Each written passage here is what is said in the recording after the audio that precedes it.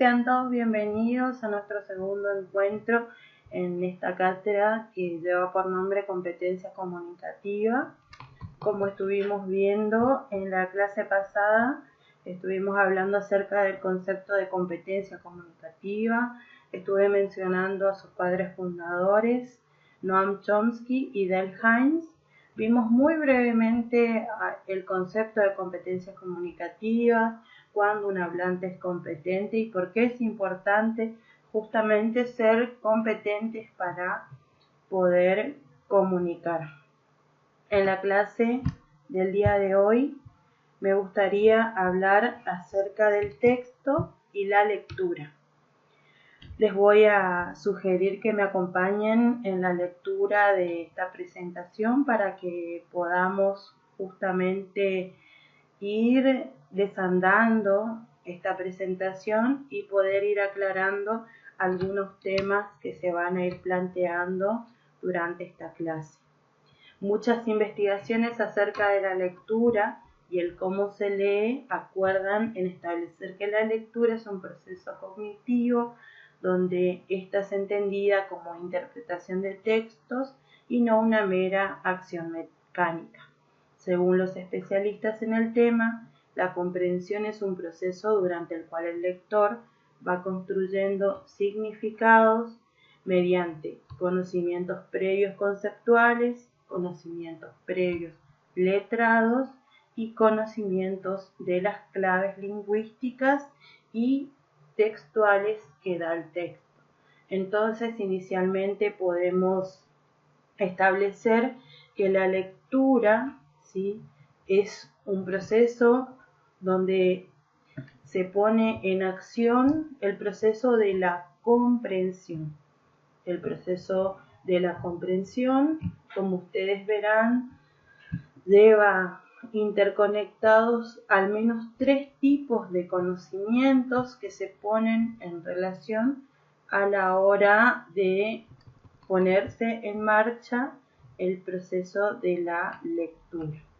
Obviamente, cuando hablamos de lectura siempre estamos hablando de texto, ¿no? Más adelante me gustaría que ustedes me acompañen nuevamente en la lectura de esta opinión de una periodista y lingüista argentina, crítica literaria también, que nos va a decir lo siguiente: pocos piensan hoy que el significado de un texto se fija en el momento de su escritura y queda inmóvil e idéntico a sí mismo para siempre. Si algo nos demuestra la historia de la literatura, de las ideas o de las religiones, es que los libros, incluso los sagrados, cambian como paisajes iluminados por luces diferentes, recorridos por sendas que cada uno va inventando según sus deseos, sus destrezas, sus límites. Cada lector encuentra su perspectiva favorita, desde la que organiza el espacio y da sentido a cada uno de los elementos. Desde algunas perspectivas, el paisaje puede verse completo. Desde otras, solo se perciben los detalles más próximos o los más evidentes. La libertad de los lectores es pensada como un ejercicio sin límites ni condiciones. Como sea, nunca puede anularse del todo la posibilidad de que los lectores realicen recorridos privados y secretos en el paisaje de los textos. Las lecturas herejes no desaparecen nunca, aunque los guardianes de los textos quieran defenderlos de las invasiones de los lectores indeseables. Entonces, ahora bien, ¿se puede hacer cualquier cosa con un libro? Qué buena pregunta que nos propone el texto. ¿Se puede recorrer de cualquier modo el paisaje de sus signos? Evidentemente no. Los lectores encuentran en los libros configuraciones que ofrecen su propia resistencia. La lectura enfrenta límites definidos por los que los lectores saben y pueden hacer con lo aprendido en otros lugares en la vida, en textos anteriores, en la escuela, cosas inimaginadas, ¿no? Justamente, como vimos al principio, leer es una acción. La lectura no es algo estático, no es algo quieto, sino que es un proceso que nos interpela, que nos invita ya desde el mismo texto, nos acciona y pone en juego una serie de mecanismos que van a hacer que nos preguntemos a dónde queremos llegar, qué queremos obtener, cómo lo vamos a obtener, que nos pone en movimiento, que nos energiza, que nos da justamente un punto de vista distinto o que confirma muchas veces cuestiones que nosotros pensamos y que creemos que son de cierto modo, que nos enseñan, que nos hacen ver mundos diferentes o que aclaran el mundo en el que vivimos. Entonces vamos a iniciar con esta pregunta muy básica que va a ser, que es, ¿qué es un texto? Como vemos en el globito hacia el costado derecho, texto es la unidad lingüística comunicativa fundamental, producto de la actividad verbal humana. Yo hice dos aclaraciones acá fundamentales para iniciar acerca de lo que es texto. Texto inicialmente es un producto de la situación comunicativa y también texto se organiza temática y formalmente según el tema, asunto o idea general y se construye de acuerdo con un tipo textual específico. Esto quiere decir que cuando hablamos de texto, vamos a entender que las personas no nos comunicamos solamente sumando palabras, sino que a este juego de palabras le sumamos el sentido, le sumamos la intencionalidad y una serie de enunciados, y esta serie de enunciados que nosotros producimos tienen que cumplir con algunos requisitos para que justamente se configuren como tal o se configuren como texto. Esta serie de requisitos se van a denominar adecuación, cohesión, coherencia y corrección. La adecuación es el uso de una lengua, en el uso de una lengua no es uniforme, presenta variaciones de acuerdo a las regiones y justamente a las personas que participan en el texto o en la comunicación. Siempre que hablamos de texto vamos a hacer la salvedad de los distintos tipos de texto y del modo en el que vamos a comunicar nuestro texto, ya sea un texto oral o un texto escrito. La adecuación va a estar entonces íntimamente ligada a la variedad lingüística que se emplea para pronunciar o transmitir un texto. Esto va a depender entonces de la característica de nuestro emisor. Si nuestro emisor procede de cierto lugar o de cierta región, de su edad, de su nivel educativo alcanzado, también va a interferir muchísimo la confianza o la distancia que va a tener nuestro emisor a la hora de transmitir el mensaje, que va a ser nuestro texto, ¿sí? Y justamente cómo se va a dar, en qué contexto, valga la redundancia, se va a dar este texto, si va a ser cara a cara con nuestro receptor o si va a ser de modo masivo, si lo va a hacer en qué canal de transmisión va a utilizar, si lo va a hacer en una carta, si lo va a hacer en redes sociales, si lo va a hacer en la calle, si lo va a hacer con personas de su familia en un entorno conocido o si se va a dirigir en un entorno completamente desconocido. Adecuarse justamente a las variables que se le van a plantear a nuestro emisor es un requisito fundamental para que nuestro texto sea coherente y cumpla con los requisitos fundamentales. La adecuación entonces, repito, está íntimamente ligada con los usos regionales y culturales que van a caracterizar a nuestro emisor, que va a ser el productor del texto. Esto va a tener que ver con la edad de nuestro emisor, con la región en donde vive o el lugar en donde va a producir este texto, con el nivel de cercanía que va a tener con el receptor o los receptores de nuestro texto, también con el grado de formalismo que vincule a nuestro texto con nuestra intención, con lo que queremos producir y lo que queremos lograr a la hora de emitir un texto. Y justamente ustedes van a poder leer más adelante dos ejemplos que yo dejo aquí para que ustedes tengan como referencia a la hora de adecuar un texto según las necesidades de nuestro emisor. Muy bien. La cohesión se denomina cohesión a las conexiones que se establecen entre las oraciones de un texto. Entre las más usuales vamos a ver a la referencia, que es la conexión entre oraciones que se realizan por medio de pronombres personales, demostrativos y adverbios.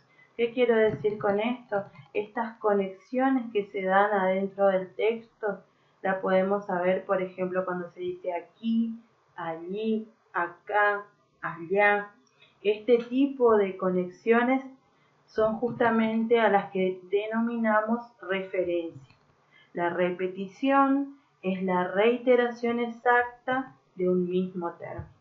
La sustitución es el reemplazo de una palabra o expresión por otra diferente, pero que mantiene el mismo significado. Para esto nosotros vamos a utilizar la sinonimia, que es justamente el uso de sinónimos para no volver a repetir la misma palabra, pero sí mantener el sentido de lo que estamos hablando.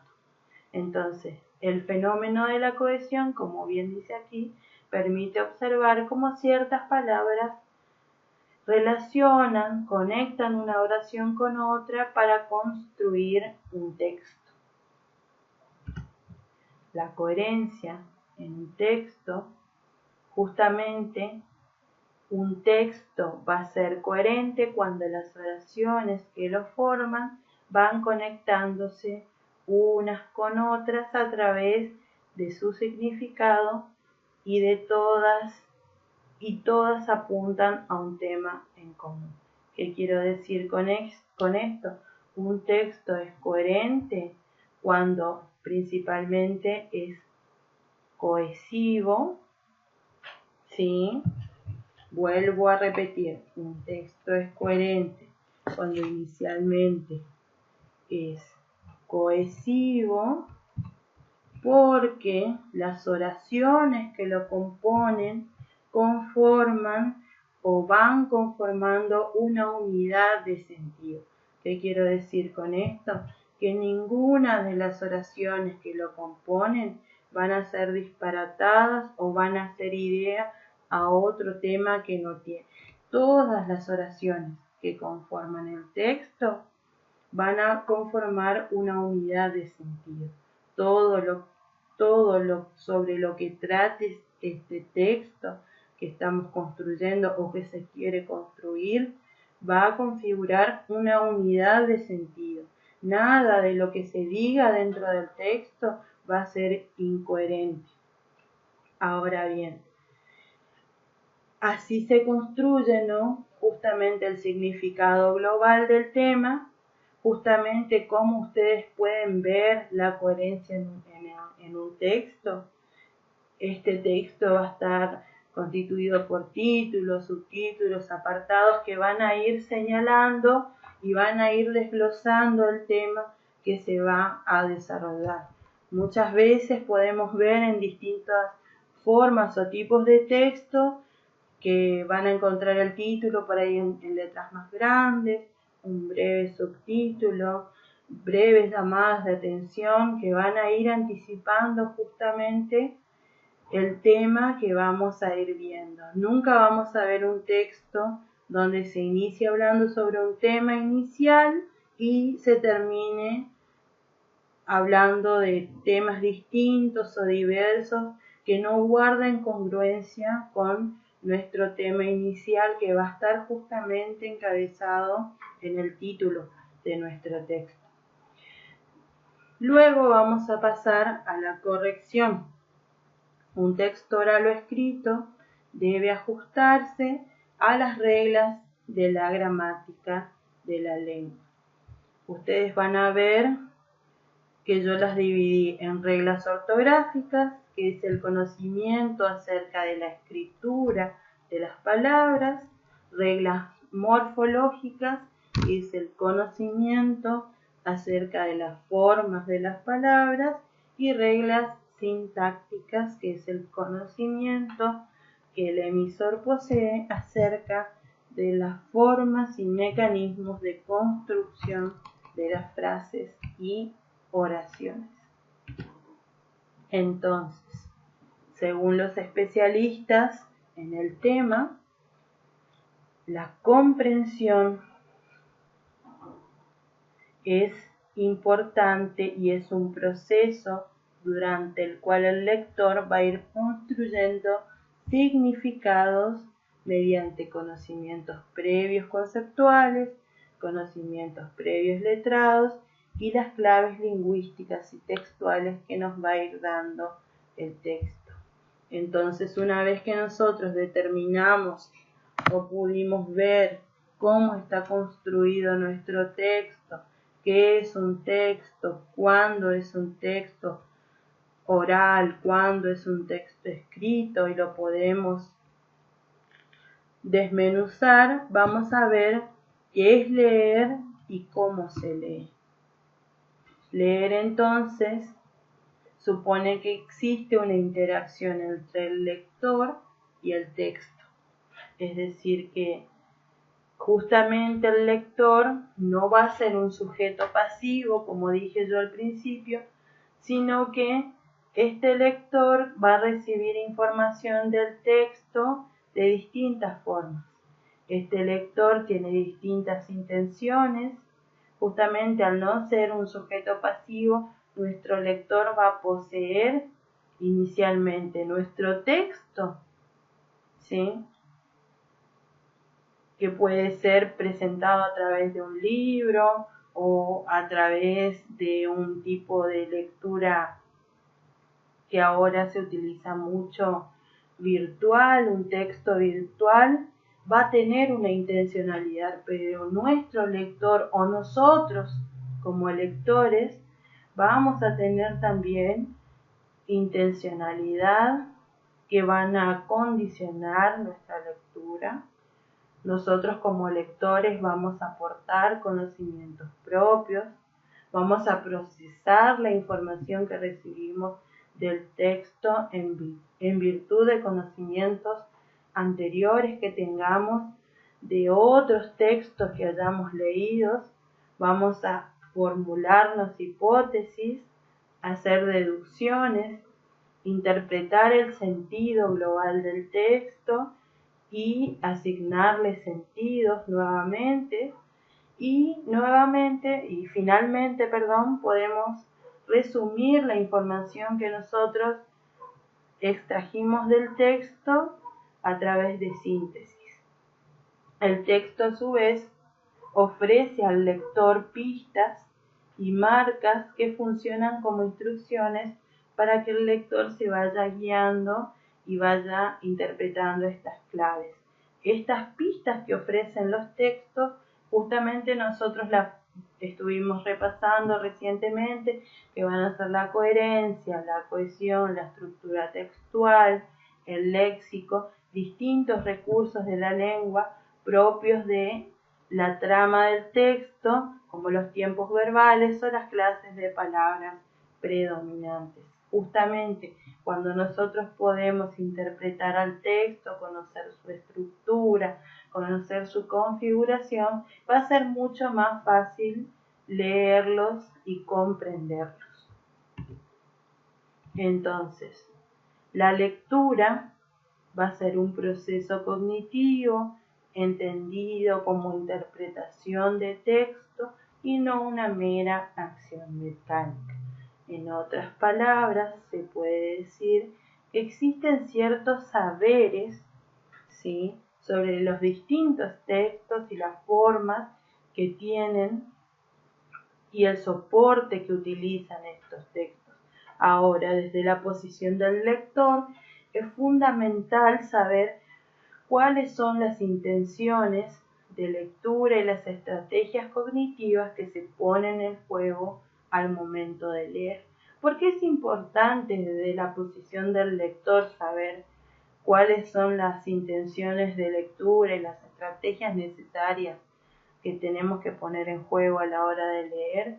Porque justamente no siempre leemos con la misma intención, no siempre que leemos solamente para estudiar o para aprender algo, sino que vamos a ver más adelante que hay distintas formas o distintas intenciones a la hora de leer. ¿Qué hacemos entonces cuando leemos? Se dice que la comprensión de un texto que se lee es la meta de toda lectura. Eso es lo que todos justamente pensamos o creemos, o por lo menos es a lo que todo lector apunta, a comprender la lectura de un texto. Siempre que se lee, se lo hace para entender. Un lector comprende entonces un texto cuando puede encontrarle significado, cuando puede ponerlo en relación con lo que ya sabe y cuando justamente lo que lee le interesa. Para comprender el lector debe poder interactuar con el texto, desplegando una actividad cognitiva que le lleva justamente a nuestro lector a hacerse preguntas. ¿Qué me quiere decir este texto con lo que me dice? Preguntas mentales, ¿no?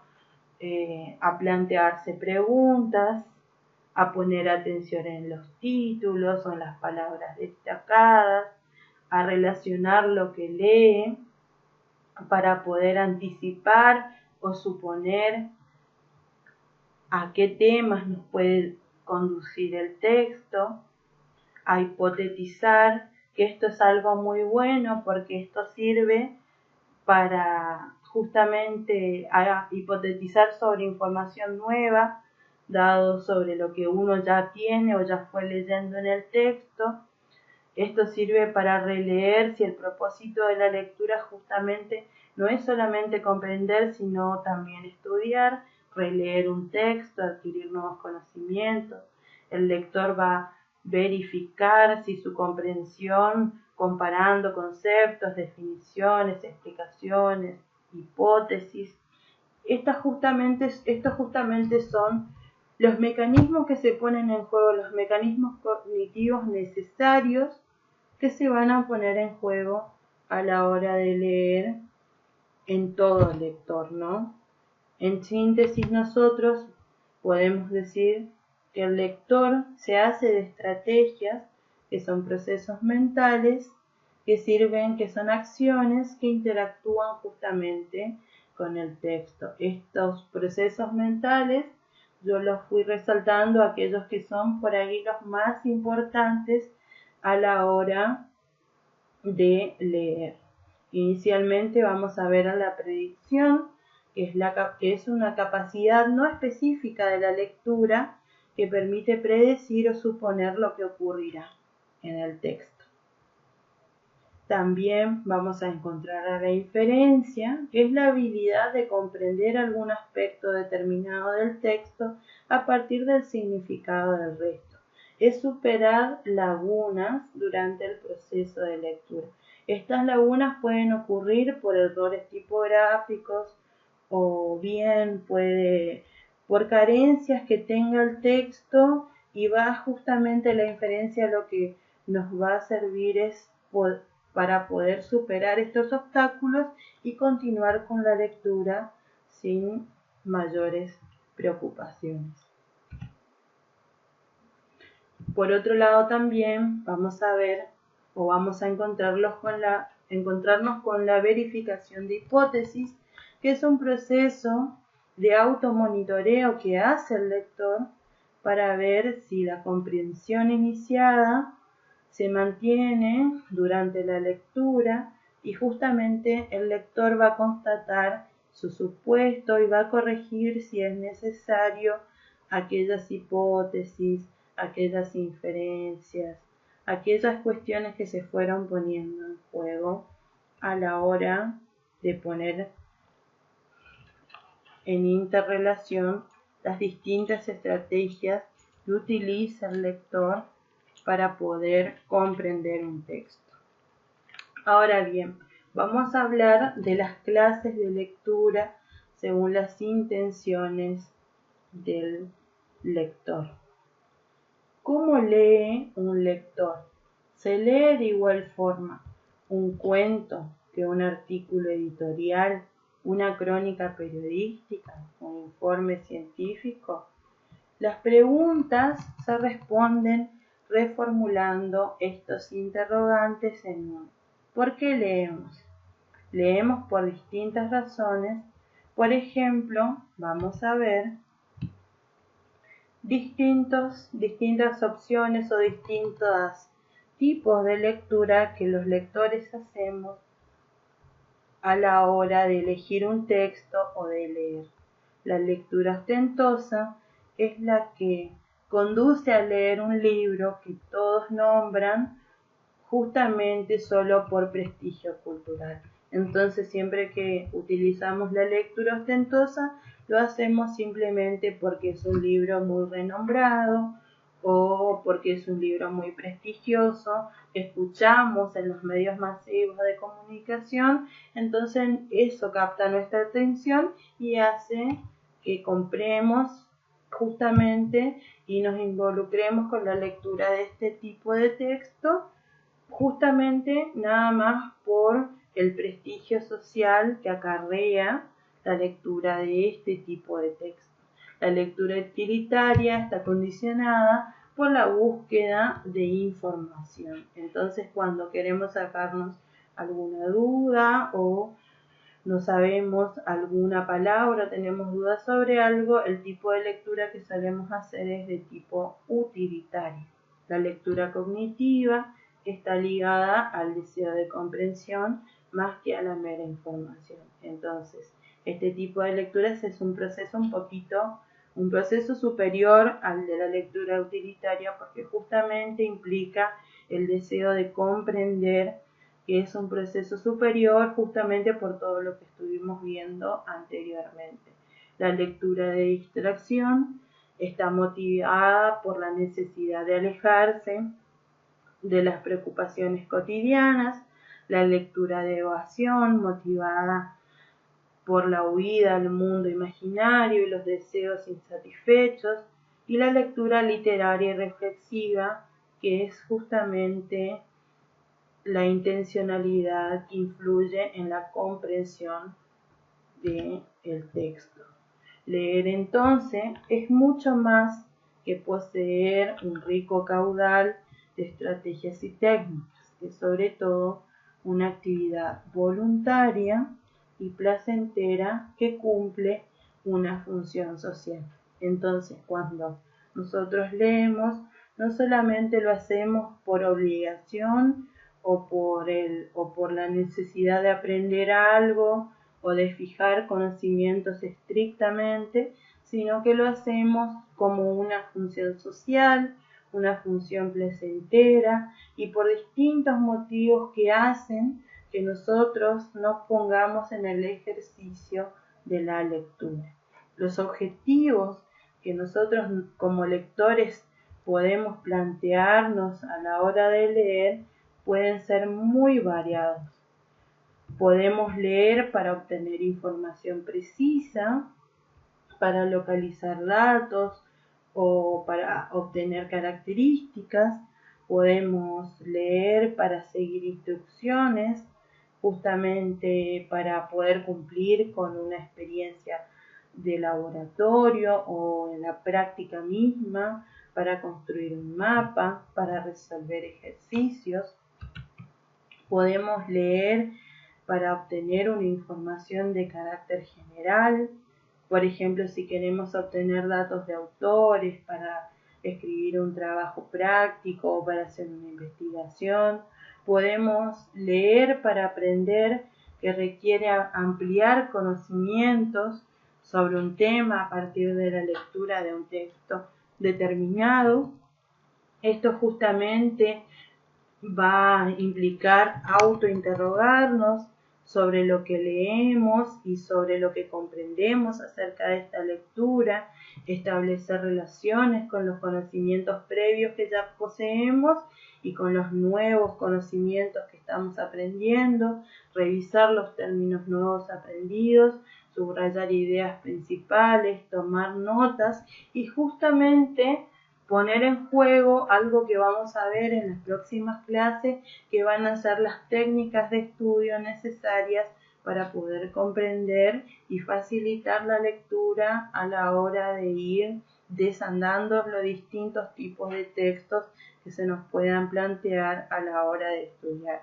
También podemos leer para revisar un escrito propio, y esto sirve justamente para hacerlo es necesario tener una visión crítica acerca de lo que escribimos. Por ejemplo, cuando escribimos un informe o un trabajo práctico, justamente nos ayudará a aprender a escribir, poder revisar y hacer una autocorrección de lo escrito. También podemos leer por placer o leer para comunicar un texto a un auditorio.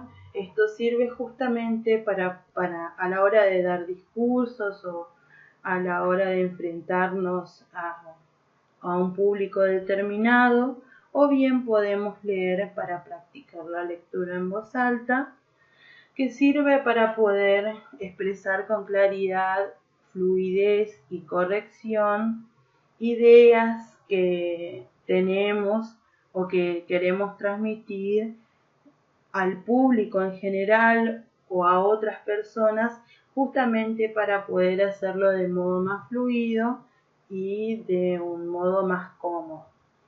Entonces, lo que pudimos ver repasando la clase es que el texto y la lectura van de la mano, ¿sí? Que es necesario que nosotros como estudiantes y como personas podamos utilizar a la lectura como una herramienta y entenderla como una acción.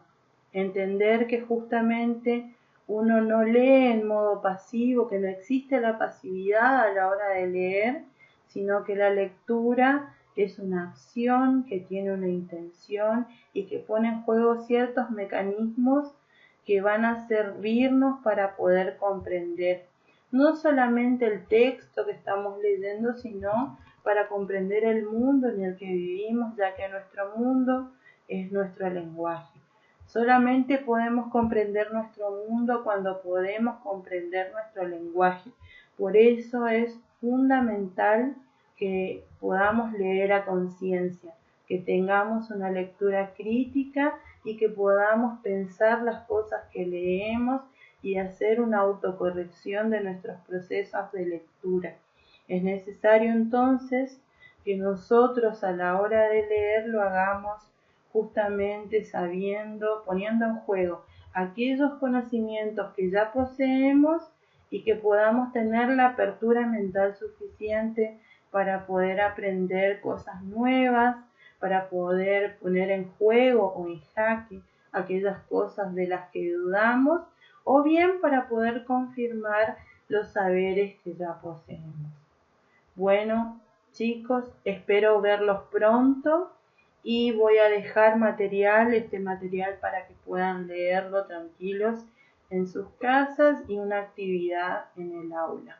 Sepan que las actividades que voy a dejar por el momento van a ser individuales porque por el contexto en el que nos encontramos no nos podemos reunir, pero deseo que les vaya bien a todos y que puedan aprovechar las clases y les sean útiles tanto para estudiar como para su vida en general. Nos vemos pronto.